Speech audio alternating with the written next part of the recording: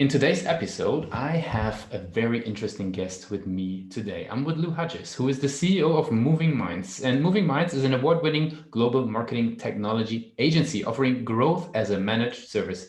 I mean, when I was reading that tagline, I was thinking, who does not want to have growth as a managed service? Would love to outsource the growth of Pathway as well to obviously keep on growing. So the team supports companies from very different sizes. So we're going to be learning from Lou about who Moving Minds is supporting, how they're actually helping them, and also how Lou thinks about the digital growth strategy for Moving Minds. So Lou, welcome to the show. Thank you, Lucas. I appreciate it very much. I'm glad to be here. Very cool. So we touched very briefly of what Moving Minds is all about, but maybe you could give us that overview. What is it all about in your own words? Well, we help companies from a variety of startups to Fortune 500 get to market faster and smarter. So the way that we do that is accelerate their growth through the use of fractional teams. So we're a little different than a traditional agency where maybe project-based. We really are an attachment to our clients almost as a complete and total enterprise marketing organization.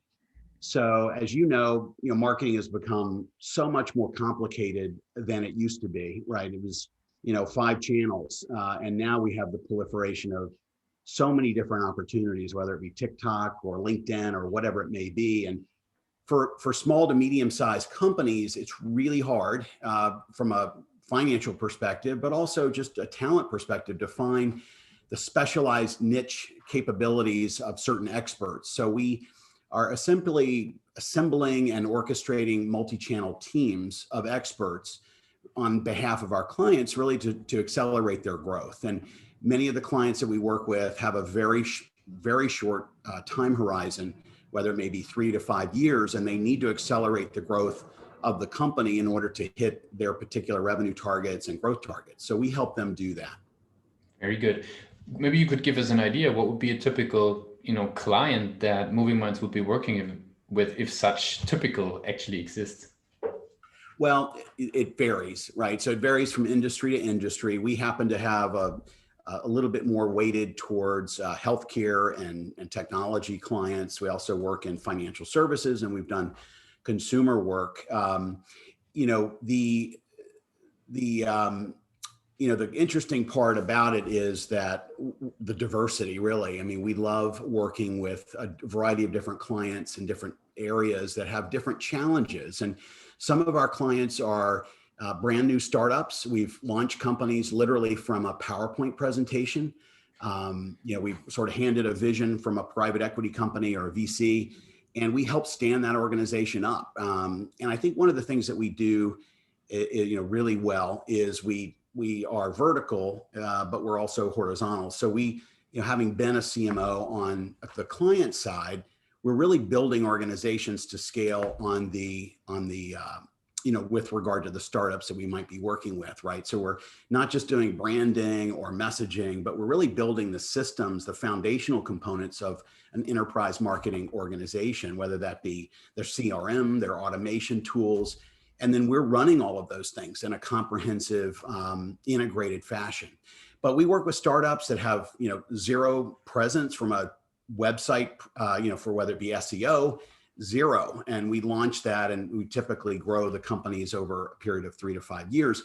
We've also worked with, Citi. We've worked with MasterCard and Siemens on specific projects, whether it's user interface design or it may be the improvement of their e-commerce capabilities. So it's really a wide range. And I think, that's what's appealing to us. We love the diversity of the work and the creativity that's required to innovate on behalf of each of our clients that we work with. Super interesting. That definitely gives a roundup of who you're working with. Who would be typically sort of, the champion for Moving Minds? Is that sort of a CMO that is already in the team? Is that a CEO that wants that team to get started? Obviously, it varies by the size, but who is your counterpart within the companies typically? Well, and that ranges too. We do have a fractional CMO practice. So, and that's really how we started. We started in 15 years ago, and I left kind of the corporate world as a CMO, as a marketer, and never imagined really starting an agency. It started really consulting with former clients, and built, sort of a referral network that has maintained itself through even today, 15 years later, which is primarily how we grow our business, really. And the companies that take us with them, right? The executives that go from one, they exit and then they go to a next company and then they sort of gather the band back together. We work with CMOs, so as an extension of their team. And so I think that one of the value propositions that we have is that, if you're a CMO, and this is, what, from our experience, what we had as a CMO working with disparate agencies. So you have generally a functionally oriented agency, whether it's PR or digital. Even in the digital space, you've got, sometimes you have a separate SEO company, you have a separate blogging copywriter and copy or content development team. You might have, obviously a digital advertising guru, and that requires, an expertise within Facebook and TikTok and all of these different channels that are very different. And then you've got the design component and then the development. So even in just the web digital space, you've got almost 4 resources.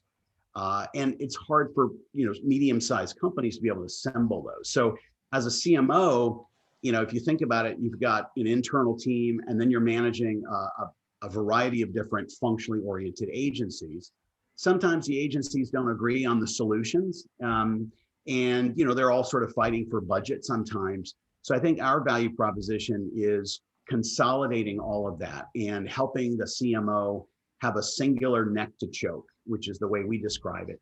So we're totally accountable for the results of the programs that we launch for our clients. And we have a holistic view of all of the different channels and how they need to orchestrate together in order to achieve an outcome. So we make a CMO's life much easier because they have one vendor to work with, and speed is such an important component. So we're really focused on helping our clients move more quickly than they can do internally, and they're sort of caught in corporate inertia where they're in meetings all day and we're sort of executing. Now, the other half of our business is working directly with CEOs and helping them shape the strategy of their organization, helping them either orchestrate the internal team that may exist or add the resources that are necessary to execute the strategy. So it's one thing to do the strategy, hand it over to a client and say, good luck, but we're really there to help develop the strategy collaboratively with their executive team. And then we attach ourselves as an extension, and we're responsible as a fractional CMO to execute and assemble the team as necessary to achieve the results that they want to achieve. Very cool. Actually, for everybody who is listening in, they can head over to movingminds.io. There's some very actually great visual representation of what Lou was describing, showing sort of, the fractional marketing officers and surrounded by the marketing strategy, SEO, social media, content, digital advertising, really clearly showing that combination. I'm curious, I brought up here the website, and we talk a lot about websites on the Pathmark Presents podcast, obviously. Maybe you could tell me, what is the journey of somebody getting to know about Moving Minds? What is the typical channels that they come through? Maybe you could tell us a little bit about that. Well, as an agency owner, you're always focused on your clients. That's sort of the irony of being a marketer in an agency. And so we've grown through referrals, as I mentioned. For 15 years, we've had amazing relationships with some great people that have, again, brought us along their journey. But it's like anything else, it's multi-channel. And frankly, we're starting to diversify what it is that we're doing, improving our social presence. We've launched a new website a year ago, and we're, hoping to bear the fruits of the SEO. We're doing, multi-channel advertising programs, and we're getting out there and speaking, much like this podcast today, to build the visibility. Obviously social has become really the focal point of marketing today. It just used to be sort of how do we demonstrate results out of our investments in social. And now it's really if you think about what you log in on your phone, it's Facebook, it's Twitter, it might be Instagram. And then of course you've got LinkedIn. So that's sort of the world. I mean, I don't know that I ever go to a website anymore directly. It's always coming as a link from a social media platform. So, and I think, some people are reluctant to reallocate their resources around social, but it's so critically important, and it's going to be a bigger part of what we do going forward. But it's a challenge because, as a marketer, you have to, sometimes you don't market yourself in the same way that you might market a client. So you really have to treat yourself as a client in order to put the resources on a continuous basis to drive awareness and drive, the prospects through that funnel, much like, and sometimes you put yourself to the side and focus really on your clients, but that can be to the detriment of the agency building a pipeline, of course. Makes sense. What role do you, I mean, interestingly enough, you described sort of the journey from social into the website. What role do you attribute to the website in itself, like in terms of, for Moving Minds? Like, how do you think about that?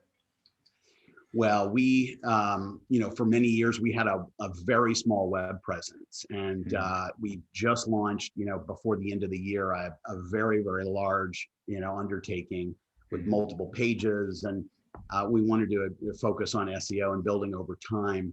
The journey, it's interesting.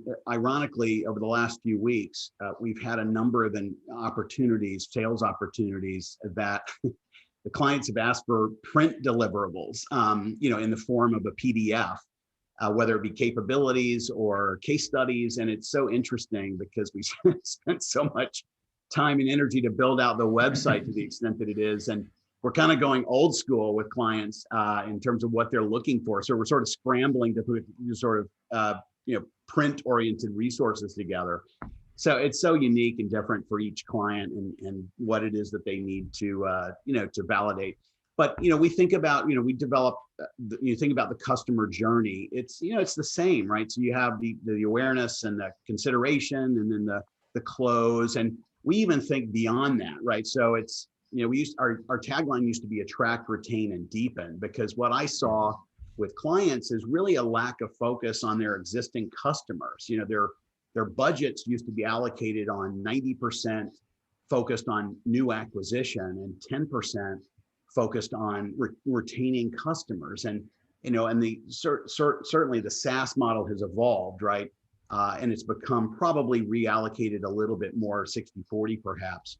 But, we really also focus on the post-purchase phase, right? So we're building plans for people to retain customers, whether it be a healthcare practice or a hospital or a SaaS or any type of company, right? So what value can we bring as marketers to the table to keep awareness high with existing customers? They're generating a ton of value from that particular product or service, or building a community after that. So, as far as the journey, I think ours is consistent. We're building, sales outreach programs for clients, and that journey is supported by content, what we call sales enablement tools. So, a lot of our work is developing case studies and webinars on behalf of clients, and a whole multitude of things that will help build credibility and nurture that prospect throughout that consideration phase until they're ready to pull the trigger. And, oftentimes if you're doing outreach, there may be 1% to 2% of the market that's looking at what you do as something that they have immediate need for. So the content journey is critically important to do continuously. And I think agencies owners, sometimes, they switch resources from, focusing on a client, they get swamped, and then they sort of reallocate time to, oh my God, I've got to market us again. And then they move to a client and so forth. So I think the biggest thing, and this is true of any client, you've got to put the resources behind a marketing endeavor on a programmatic basis, because it never stops, right? The process is continuous. And I think sometimes people don't necessarily, they sort of feel like you were going to launch something, poof, it's going to be instantaneously successful. And they don't realize, like, you got to work at it every day, right? So that feed in LinkedIn keeps scrolling, and you got to have a presence on a continuous basis. Makes sense. Yeah, you brought up that you put in a lot of effort also bringing up the new website. I'm curious, right? Marketeers are always super critical about their own websites. Where do you see sort of the major strength of the website? And obviously I will then ask also, where do you see the room for improvement? But maybe first, like, where do you see the strength of the new website? Well, we're really good at brand identity, and I think we kind of nailed it. We, as an agency, we sort of went through a whole different myriad of different types of identities. Always had consistency with regard to the color palette, but we found something that we really loved, and it was consistent with how we wanted to represent ourselves, which is we do a lot of very high end design, and we sort of finally got the resources and time to be able to dedicate to that. So we're really happy with the look and feel. I think there's a ton of content on there. So I think that, we sort of went the complete opposite of our historical perspective, which was to have very light content about us. And then we went super heavy, right? So there's a lot there. And frankly, when you look at, page views, and we use tools much like PathMonk to to understand who's coming to the website, how they're interacting with the content, where they're exiting, and then how can we improve that journey from a retained basis. There's always room for improvement, but it's always interesting. We build content for certain people and personas, and sometimes it works and sometimes it doesn't. So I think that's, we're always trying to calibrate what it is that we have and extend the amount of content. For an agency, it's hard to create content for yourself, frankly, because as I mentioned, you're always focused on the content for your clients. But we're happy with the design. We've worked very hard on the page speed optimization. It's very rich in graphics and things of that nature. So we are constantly tweaking the page speed. We've moved to different hosting providers because that impacts the performance of the website, and it impacts SEO ranking, and of course, the experience of the user. If you can't load the page within a second and a half to 2.5 seconds, you're finished. So those are things that we really care about and have worked hard to address. Very cool. Yeah, the website really shows it. Like I mentioned before, on movingminds.io, you can get an insight. Or actually, it's very, very interesting. You can get a day in the life of all the different roles that might be affected by the support of Moving Minds. So I'm curious, on the flip side, where do you see room for improvement? Is it conversion rates? Is it lead qualification? Like where do you see still room for improvement? Oh, I mean, I think there's always room for improvement in everything we do, and certainly when we go into a client, there's things that we know. We call it the blocking and the tackling, and oftentimes, companies are so immersed in the day-to-day that they really don't have the opportunity, or they may understand the opportunities that exist, but don't have the resources to address things of that nature. We do a lot of process improvement before layering on ad spend. We really look at our clients and help them address fundamental process-oriented issues in order to then improve the conversion rates of their already existing traffic, and then we layer on paid traffic as a complement to that. But really only until you fix these things does it make sense for you to spend money to drive traffic to your site. So I think we're always looking for ways in which we can improve the performance of our website. And you need tools like PathMonk to be able to ascertain what is working and what isn't. And there's a lot of amazing tools out there. We're living in a golden age of software and capabilities. And funny, sometimes people want reporting and capabilities, and then sometimes they don't use them. So I think it's important, to get if you're going to use a tool, and PathMonk's easy to install, right? It only takes 5 minutes.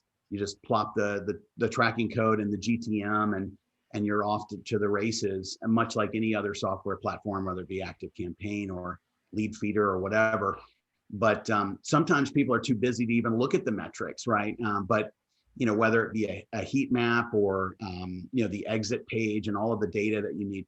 But we're always improving. I mean, we don't generate, for the traffic that we have, we'd like to generate more meetings. We'd like to generate more appointments because we're a professional services company. But so the question is, do we put that on the bottom of the page? Do we create a pop-up? All of those types of things. We had a client actually in New York, one of the largest dermatology practices in the United States, and have about 80 practices in the Northeast market.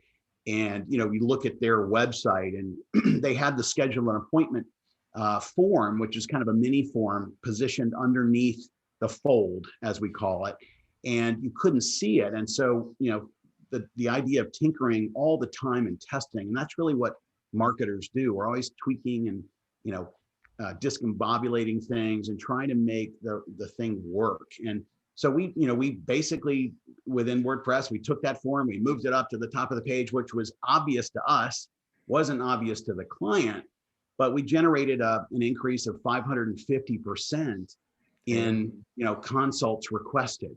I mean, you're talking on an annualized basis, you're talking about $20 million of new pipeline that didn't exist, right? And depending on your conversion rate, whether it be the intake, the call center, the website.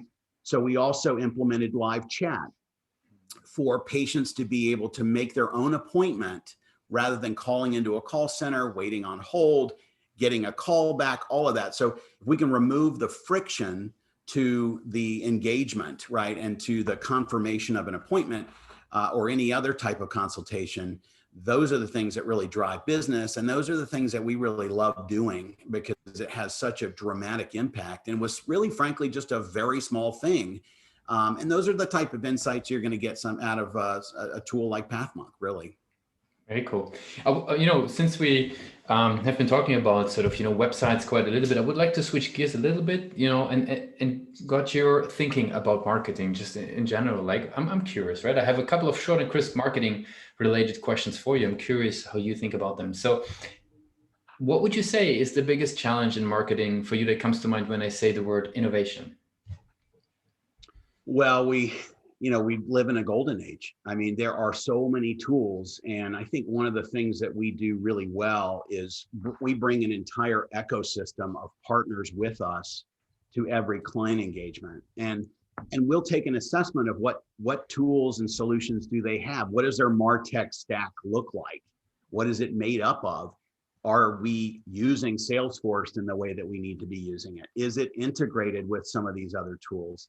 So I think, but it's complex, right? So one of the reasons why, CMOs are generally only lasting, 2 to 3 years is because of the complexity of marketing. And to be able to quickly move and build not just the personnel required to execute multi-channel, but to build the infrastructure to support long-term growth. And we see it, depending on the client, we may be integrating with existing platforms and optimizing and suggesting new tools for them to use that they hadn't thought about. I mean, it's hard when you're going to meetings all day, running a marketing organization to know what's out there. So I think, a lot of the agencies that are out there, and there's tremendous, peers of ours in the market, that's the value that we bring, which is to instantaneously connect a business problem to the right tool that will help them improve their performance. And so we bring a whole ecosystem. We have probably 20 different partners that we work with, from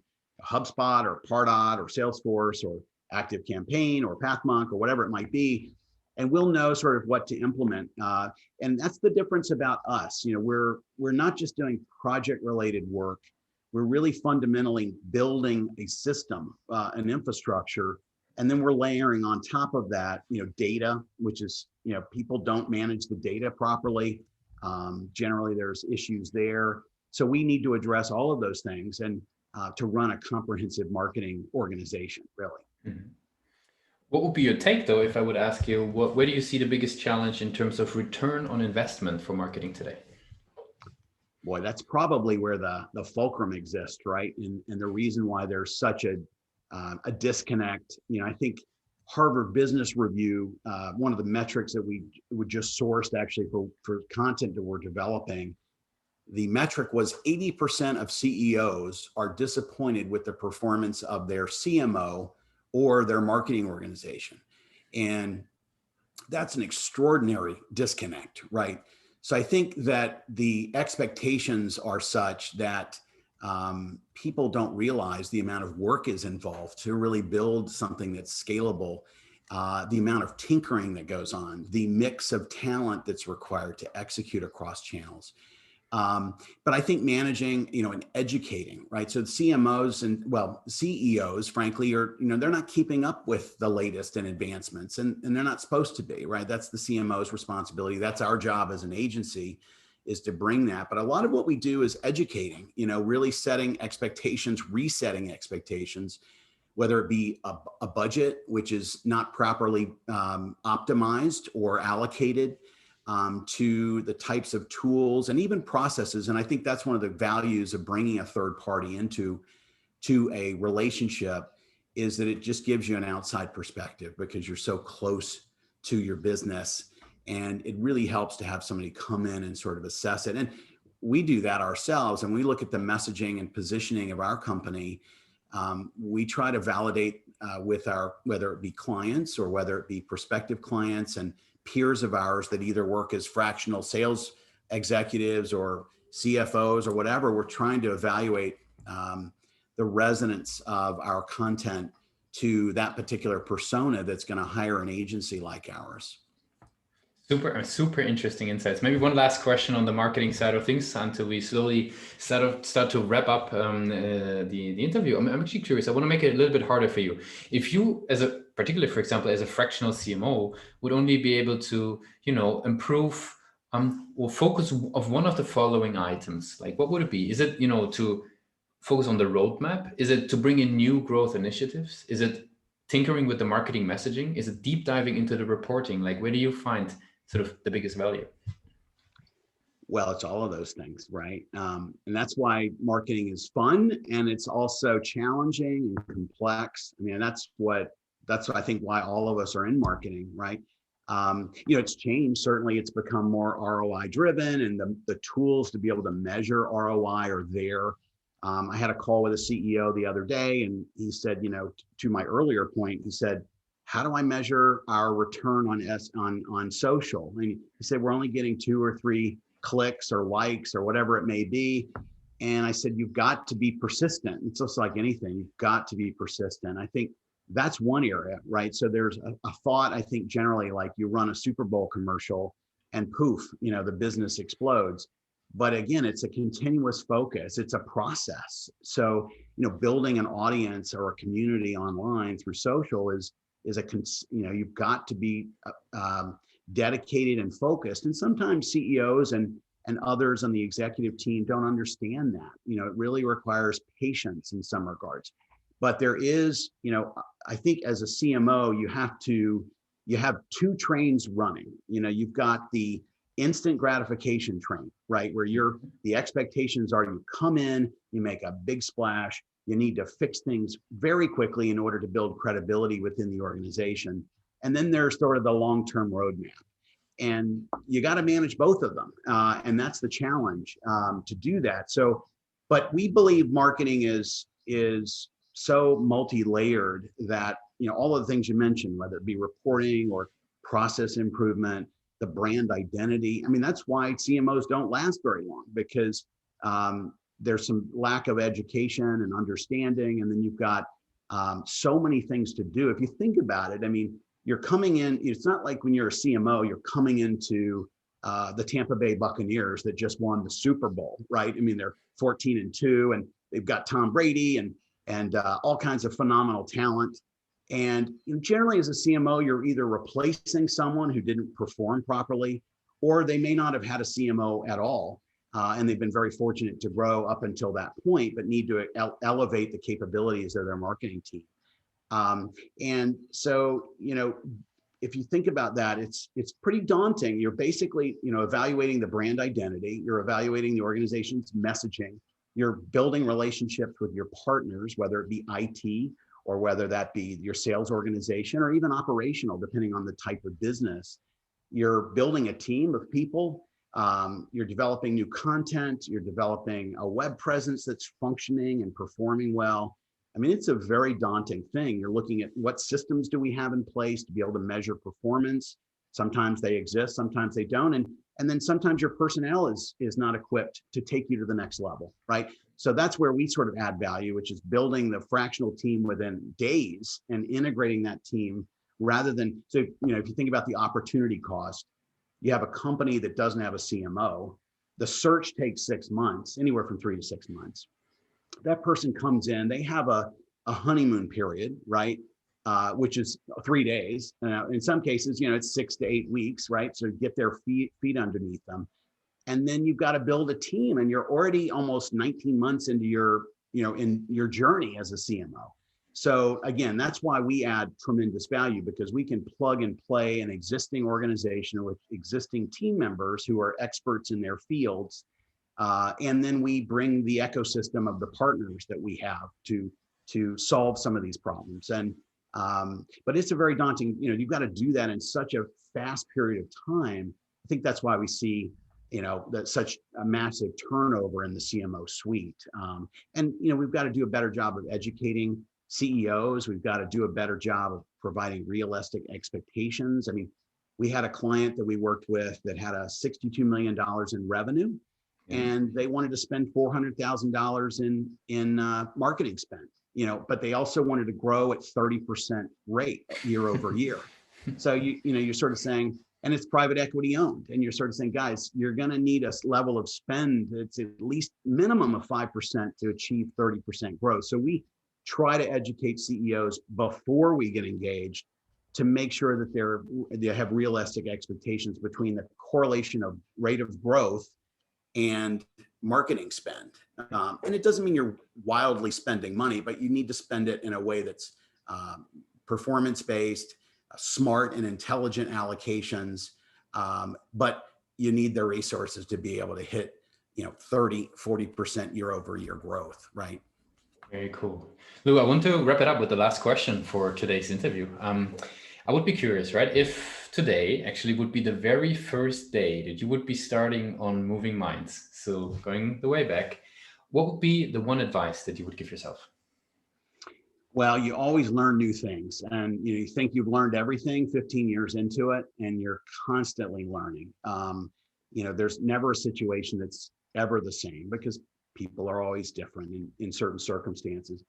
I think as an agency owner, I think the challenge is focusing on your own business as a client, dedicating the time and the resources, because you get pulled into the delivery on the client side, and that has a tendency to pull you.